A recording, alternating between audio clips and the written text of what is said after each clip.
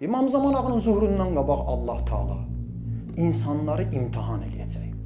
Bu imtihanların ən başlıcası Fələstin hadisəsi. Adam bunları burada deməyə utanır, amma mən bəzilərini deyəcəyəm. Bəlkə yatmış vicdanlar oyansın və sözüm var sizə. Mən uşaqları görürəm, Fələstində olan kadrlar görürəm, niyə mən narahat olmuram? Deməli, sənin vicdanın ölüb. Bunun üçün narahat. Müsəlmanlar susur, Amerikaya köləlik eləyirlər və uşaq qatillərindən belə rəftar eləyirlər. Mən bunu dedim ki, o uşağın ahı məni tutmasın. Bəlkə də tutacaq, bilmirəm. Bəlkə də vəzifəmi düzgün yerinə yetirməmişəm. Mən vəzifəmi elədim ki, İmam Zaman Ağa'ya da bugün şahid duram. Bu cümə minbərində İmam Zaman Ağa şikayət eləyir. Ağamız sənə şikayət eləyir bugün müsəlmanların vəziyyətindən, susanlardan, dillənməyənlərdən, İsrailə kömək eləyənlərdən və sakit qalıb bəzən də İsraili tərifləyənlərdən. Bilin, hamısını ahı tutacaq. Bir-bir. Netanyahu, Allahın lənəti olsun ona. Sabah qabağımıza çıxsa Netanyahu'nun bir körpə uşağı.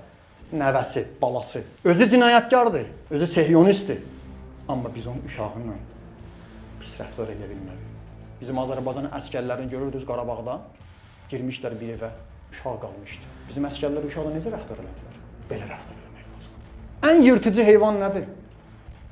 Hər kəs bir fikir, biri də canavardır, biri də nə bilim, kaftardır. 1 il 5 aydır, 1 il 5 ayı əgər Fələstinə 5 dənə kaftar bıraxsaydın, 100 dənə kaftar bıraxsaydın, bu qədər adam öldürməzdi. 52 mindən çox insan öldürüb, bunun 20 mini uşaqdır. Bunlar heyvandır, yox heyvandan pis.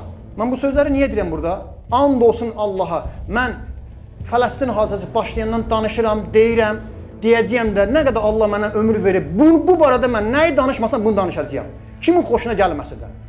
Bunun üstə də Allah əgər mənə minnət qoysa, nəsə nemət versə, hətta şəhadət versə, mən buna razıyam. Niyə? Özümə borc bilirəm. Çünki Fələstinli uşaq ağlaya-ağlaya üzün tutub deyir ha, ey müsəlmanlar, sizə halal eləməyəcək. Sizin şikayətçisi Peyğəmbər eləyəcək. Nifrin edir. O uşağın nifrin elədiyi adamlardan biri mənəm. Biri sizsiz. Biri bizi, biri mənə eşidənlərdir. Bugün Fələstində olan uşaq nifrin eləyir. Onun nifrini bizi tutsa nə günə qalarıq biz? Məktəb yox, xəstəxana yox, su yox, işıq yox, qaz yox. Bilirəm narahat oldunuz. Bilirəm sözlərim çox narahat edici idi. Uşaqlara qulaq asmaq da məsləhət deyil. Amma mən vəzifəmi yetirdim istədim. İndi ay müsəlmanlar, ay möminlər, ay namaz qılanlar, ay insan özünə deyənlər, ay vicdanlı insanlar, ay qeyrətli kişilər. Eşidirsiniz bugün Peyğəmbər əgər Qəzzədə 50 mindən çox dinc əhalinin, Həmas deyil o əli silahlı deyil, onun 20 mindən çox körpə uşaqların öldürülməyini görüb ağlamazdı. Bir kişi öz doğma balasını əli ilə bastırıb, gəlib Peyğəmbər yanında danışırsa, Peyğəmbər kövrəlib ağlayırsa, bu sözü deyirsə, Peyğəmbər bugün Qəzzədə olan uşaqları görüb nə edərdi?